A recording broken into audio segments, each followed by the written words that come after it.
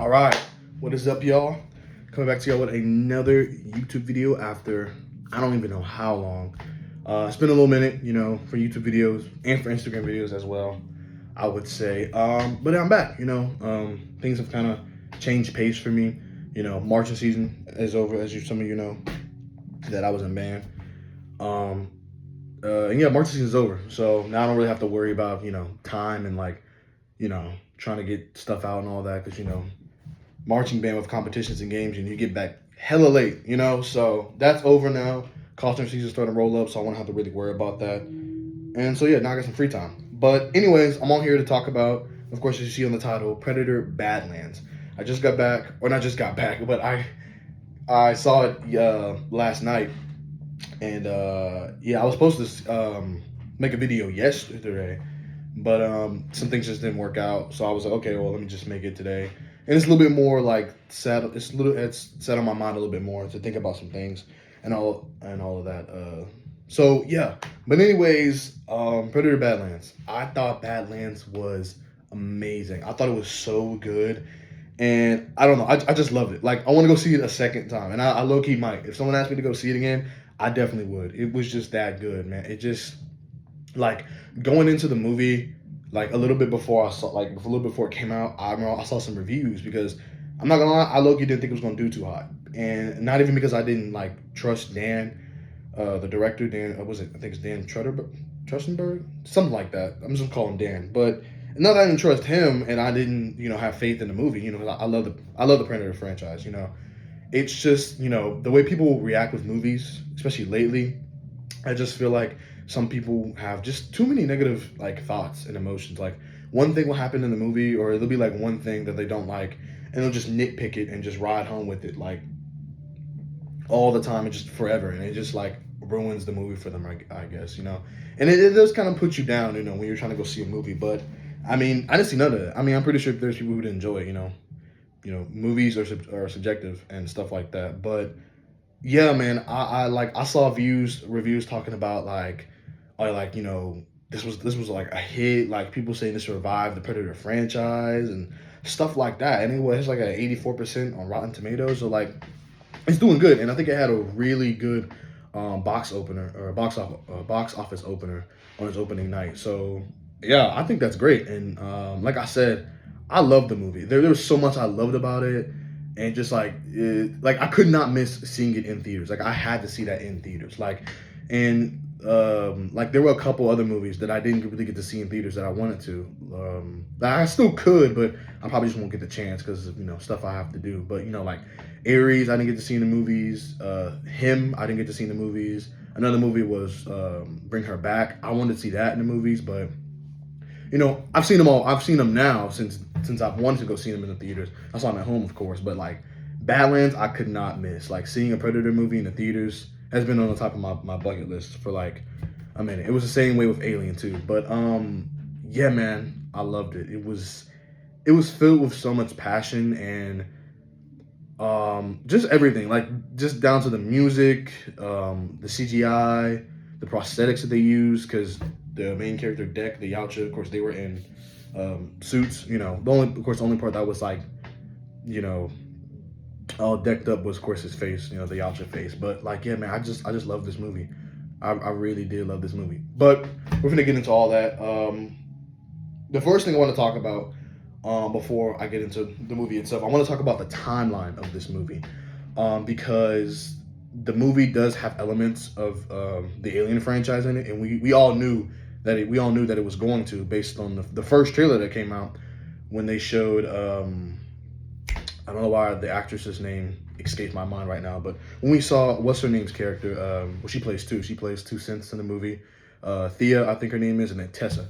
When we saw her, she called it the vulture's nest. When she was sitting in the vulture's nest, her eyes rolled back like the synths in Alien, and then of course on her eye was the Weyland-Yutani Corp logo. So we knew from there. And then also the shot where Deck is sitting, he's standing in the den of the calyx, or the callus, I think is how you say it. And he comes running to him, and then we see one of the Weyland-Yutani cargo shipment containers, and so people were going crazy and all types of theories, right? So it does deal with that. That's about the most we get in the movie, anyways. We don't get any like xenomorphs or anything like that, which none too crazy, right? Because Dan didn't want to trample on anything else that was going on with any other movies, or like the Alien franchise with itself and some other stuff that the Predator franchise was doing as well. Um, so yeah, with that, I want to talk. Like I said, I want to talk about the timeline, and I want to talk about the timeline. I want to start with the two Alien versus Predator movies because I don't know. As some of you might know, those aren't canon to the Alien or to the Predator timeline. They were just kind of there, right? They were made, I think, at kind of a low point for both franchises. So there was like, let's throw these two together and see what we can do or whatever, right? So yeah, those movies aren't canon, but I mean, I think some people have tried to fit them into the canon. I feel like it's kind of hard, like, or at least it's harder with Alien because Alien is, I wouldn't say more futuristic, but I mean, kind of, because in the Predator movies, all of them kind of like, you know, because most of them, on Earth, or I guess really all of them, they're either like they're all like in like that current setting whenever the movie came out, or like with Prey way into like the past. You know what I mean? But when it comes to Alien, it's a little different because like in the first movie, humanity is kind of already like in the future. Like they're sending people to like different planets and stuff like that. We don't really see that in Predator, so it's a little bit easier to kind of throw it into to fit it, in my opinion, in the Predator timeline than it would be with Alien. But yeah, so if we were to take the Badlands movie and to fit it into the timeline, this movie would be far off into the future. And we can already tell that from Romulus and then from Killer of Killers. Because Killer of Killers takes place over periods of time. I think the first episode is in the Viking era, like in like what? No, not BC. Was it BC? I can't really remember, but it was way off in like before really they were like recording time, like for real the way we do now. And then like the second episode I think was like feudal Japan, and then what was it? The third one, or like the third story was during World War II. So it was over a span of different times, right? And so you can tell from there because at the end, at the last episode that we get, when they have all those three main characters come up and team up, they put them in cryostasis, of course, because you take a normal human and you keep them because we see that after the main characters kill their respective Yautjas, the Yautjas come back and they take the humans and put them in cryostasis and bring them to that planet to where they make them fight. Basically saying that they're worthy since they were able to kill some of their top best warriors, right? So obviously, if you take a normal human, they're gonna age out or whatever. So stuff like that. Okay, sorry for the cut right there, guy. I had to go handle something. But like I was saying, so yeah, they put him in cryostasis and they put him on that planet and they fight, right? And obviously, there's some Easter eggs for some of that stuff too, like with Naru from the Prey movie and all that. But we don't got to get into all that. But we know that it's past that. Like it at least has to be, because there's no real indication otherwise that it's in the past. I mean, there's no real indication. I guess you could say that it's in the future too. But I mean, you would just kind of expect it to, for like the Predator franchise, at least on that side. As for Alien, on the Alien side, this is definitely in the far-flung future because we know for a fact that some people who don't know would say that this takes place after Alien Earth, but it's not at all like that because Alien Earth is a prelude, or I guess a prequel to the first Alien movie because I think that's actually what I was going to say, that's the farthest in the timeline for Alien, but it's not. The farthest in the timeline for Alien is Covenant and Prometheus. And then Alien Earth takes place after those. And we know that because in one of the episodes, I think it's Kid Prodigy. No, not Kid Prodigy. Either one of them. I think it's Kid Prodigy or, no, not Kid Prodigy. Kid Cavalier. My bad. That Prodigy's name of his company. It's either Kid Cavalier or I think Yutani herself or one of the other characters. Someone mentions the events of Prometheus and Covenant with David, the synth who created the xenomorphs and messed with the black goo and the engineers and all that. They mentioned that, which obviously would put Alien Earth after those movies, and then all the movies after Alien Earth take place after Alien Earth. You have the first Alien movie, and then the second, and stuff like that. All the way through. And that's why I say too that it's kind of harder to put the Alien versus Predator movies within the Alien timeline. Because in Alien, is it Alien 3? We see that Earth is kind of like a barren, I wouldn't say a barren wasteland, but like there's nothing going on. Like the world isn't like, it's like there's no one there. At least that's what it looks like. And I don't think there's anything going on. I think humanity has kind of left Earth at that point. Sometime after those alien movies, because we don't really hear mention of Earth anyway. And then like we see in Romulus too, there's colonies all over the place. I forget what planet that what's her name's character's on. In the opening of Alien Romulus, they're not on Earth, that's for sure. And I mean, there's literally colonies all over the universe. I mean, we even hear about it too, in Alien Earth with I don't know why I have such a bad time with names right now. It's driving me insane. Um, Damn, I don't know why. It literally having just like a blank. But anyways, the main character's brother, when he's trying to get back, when he gets back to Earth, he's talking to the prodigy, AI, the computer or whatever, and he's literally talking about getting back from Mars from like studying or something. So it's like they're all off doing their own thing, but in Predator, we don't. The humans are never doing that. You know what I mean? They're on Earth, present day type stuff. You know what I mean? So there's all that. But like I was saying, all right. Anyways, okay, yeah, like I was saying though, yeah. So Predator Badlands definitely takes place, and also that too, because we see with Mother that when Tessa is getting rebooted and recharged up and fixed up after her battle, her run-in with the Calyx, we see that Mother has upgraded herself in that span of time. I think we saw her a little bit earlier, or at least I think we did. Did we in the movie? I can't remember, but there's a time where we see her and then we cut away back to decking them, and then we go back and we see her again, and she's already upgraded herself because Mother's constantly upgrading herself. You know what I'm saying? And so, that's another indication too, because if you look at the Alien Earth show, of course, even without knowing that it doesn't take place before the original Alien movie, you can obviously tell, since they're kind of still using that same computer type system that they were using in the first Alien movie. But yeah, so that's that and kind of the whole timeline with that. But it doesn't really matter because I don't really think this movie was meant to be kind of like in anyone's time, besides more of Predator, obviously, because it's called Predator Badlands. And Alien was just kind of sprinkled in there because, they're always going to try to build up to something, which I think is cool. But on to the movie itself. So I want to talk about the music first. So the music in this movie was absolutely phenomenal. I love the music. I'm not sure who did the music, but I will find out, and I will be putting that the scores on my Spotify because it was beautiful, all the way from the beginning to the very end. The opening scene with Deck's brother Kwai, or is it? I think it's Kwai or Quay. I think it's Quay. Not really sure, but he's riding on his not him. It's Deck. He's riding onto the cave, and of course to meet with his brother Kwai, and like the vocals in there are just like, they're just awesome, bro. And then you get the huge spanned out shots of Yautja Prime, and it's like the coolest thing ever. Like I just love it, bro.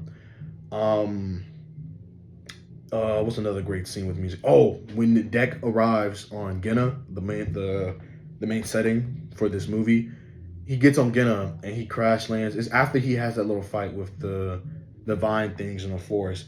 He gets on top of the cliff and he looks out he looks out on the vast landscape of Genna, and it pans out and the music is coming in like hard, like just hardcore, and then boom, the title shot, and it's like Predator Badlands. I just love it.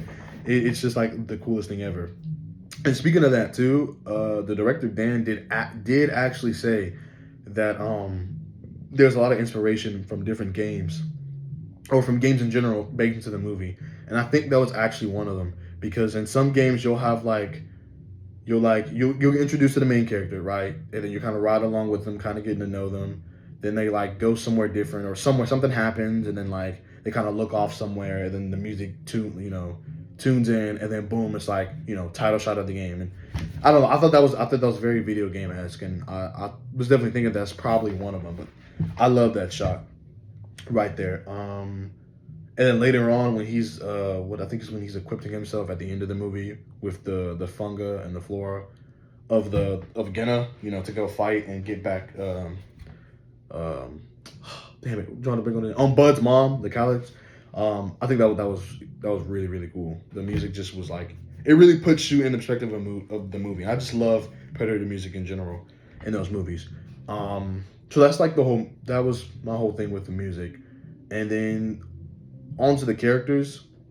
I really like Deck's character because he's very unique when it comes to the Yautja. Because most of the time, or really all the time, when you see Yautja on screen, there's really no like they don't really talk. Like I don't mean they don't talk at all because of course they're interacting with humans and stuff, and of course, you know, humans can understand the Yautja language, and Yautjas can't understand the human language, obviously, unless they have a universal translator like Thea had with her. But you see them and they're kind of like these like overpowering, you know, like just fearsome, just these fearsome killers, right? And like there's nothing can stop them, right? And you see the main characters, struggling or whatever, and it's really cool to see with Deck because he's just not that. You know what I mean? I mean he gets there, sort of at towards the end of the movie, but like in the beginning, it's like he's not one of those, right? Like I mean we hear his brother talking about he's not ready and all that, and like he's getting thrown around by his brother. He gets thrown off the cliff, and then they go back to Kwai's ship, and then his father pulls up, all big and with all his armor and his mask and all that with his dreads hanging down, and then Kwai like honorably greets his father, or not Kwai, Deck honorably greets his father, right? And he just like he just dismisses him. He's like you're weak, and like you're the weakest of our clan and all that, and like basically we can't have that. Then gets his brother to kill him, which even before that he says that you should have just killed him in his sleep. Like they have been planning this for a hot minute now, because they think of Deck as like their weakest link in their clan, right? And obviously he's younger, obviously because he's not as big as most Yautja, and he doesn't have his cloak either, because in their clan you have to earn your cloak by going onto your first hunt and getting your first kill without your cloak, so you can prove that you can do it with of course without having your cloak. But he try to get his brother to kill him, right? And they build up that emotion, and it's cool to see because there's all that emotion in there that you don't really normally see with Yautjas. Like with Deck, he's also unique in that aspect too, because he shows a lot of emotion and love for his brother. And of course, when his brother, holds up the sword and about to, strike him, he strikes down on his constraints. And of course, he shoots him into the ship. And he's like, be brave, brother. And then puts in the coordinates, and then he's fighting his father, and he's just banging on the door, Quay, And then his father gets the upper hand on him, and just, what he's done. Like right before I think he stabs him in the back. He's like, what is it? It's like forgiveness of weakness is weakness within itself, or something like that.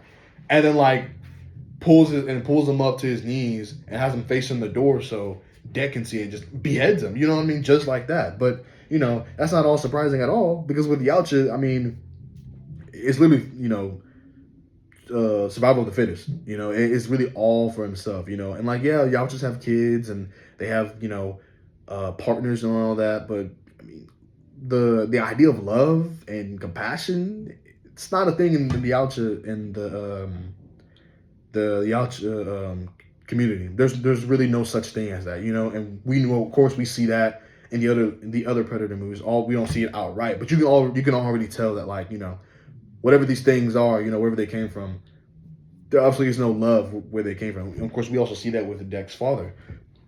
There is no love. He doesn't care.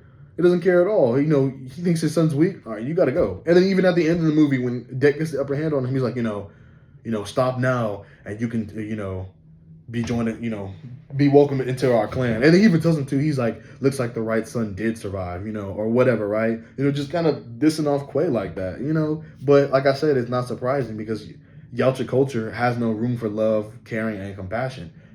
All they care about is who has the most kills, who has the most trophies, the strongest, stuff like that. And the only reason why they really produce and have partners is to carry on their species. There's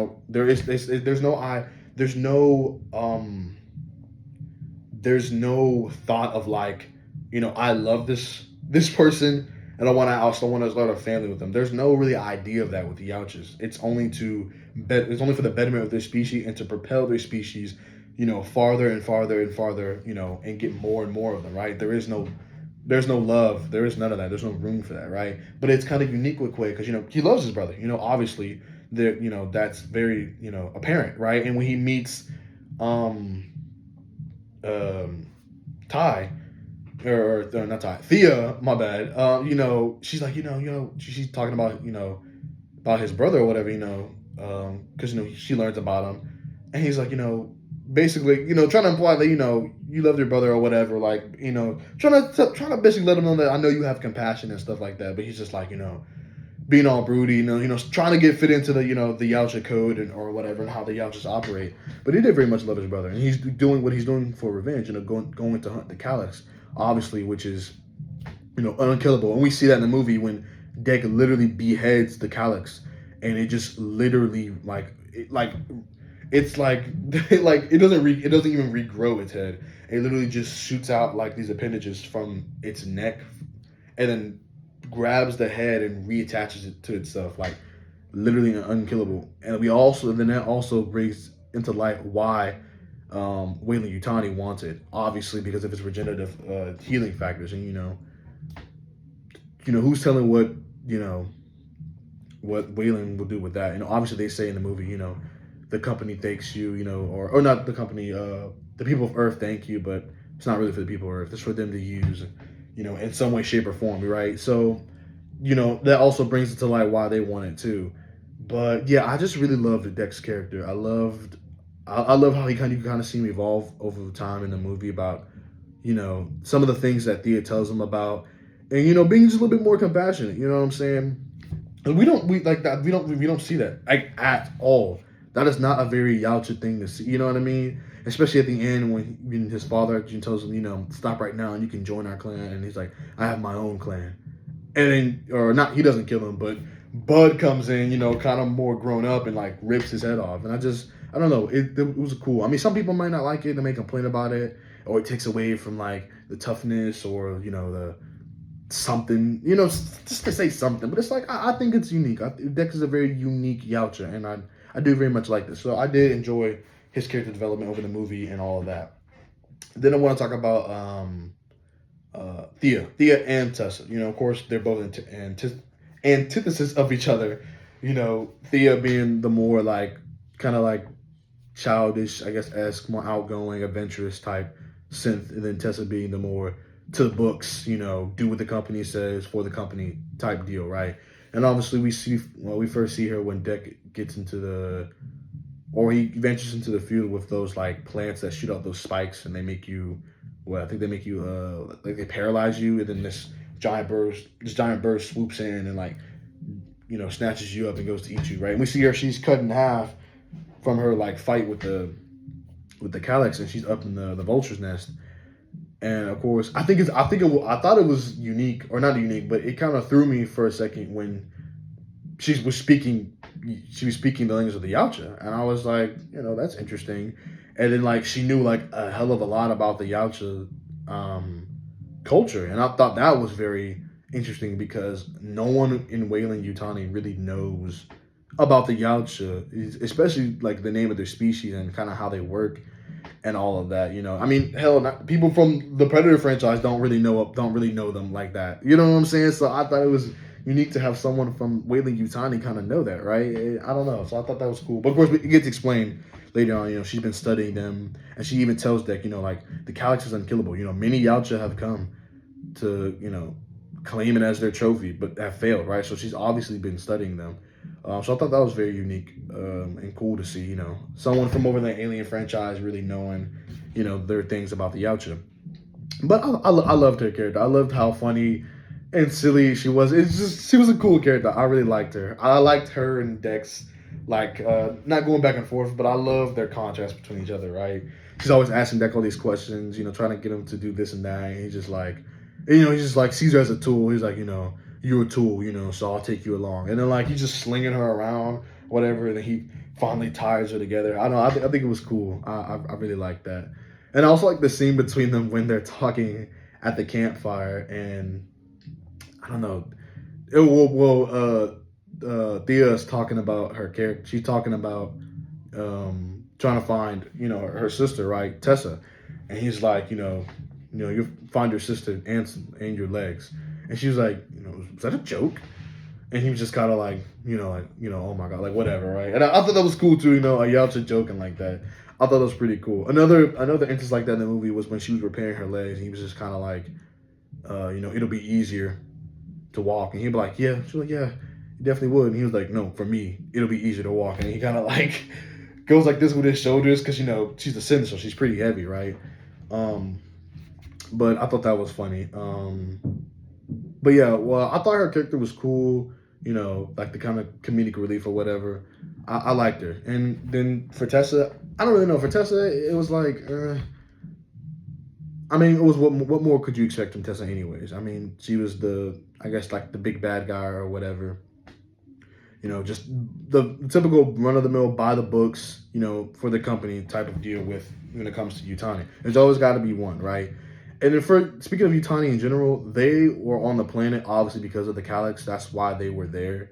But like, no big cameos or anything, from them. It was just kind of that. It was those two synths, Tessa and Thea, and then the other synth. So I think they all looked alike from what I was seeing. Every time one of them popped up on the screen, they looked like they all looked alike. But I don't know. Who knows? But like, I guess they were like something like the top line model synths or whatever. But that was that. But then Bud's character, I love Bud. When she first showed up, I forget what her species was. She's a Calyx. But when she showed up and like she first pulled up on deck and he kind of like roars at her and then she roars back and he's kind of like taken aback. And then she rolls in the blade grass trying to get the bison. And then like, at the campfire when she marks him and like she's copying him and like doing what he's doing and stuff like that. I just think that's cute. But I didn't expect her to be a baby Calyx. She wasn't even any of the trailers or anything like that. So she was kind of kept hidden.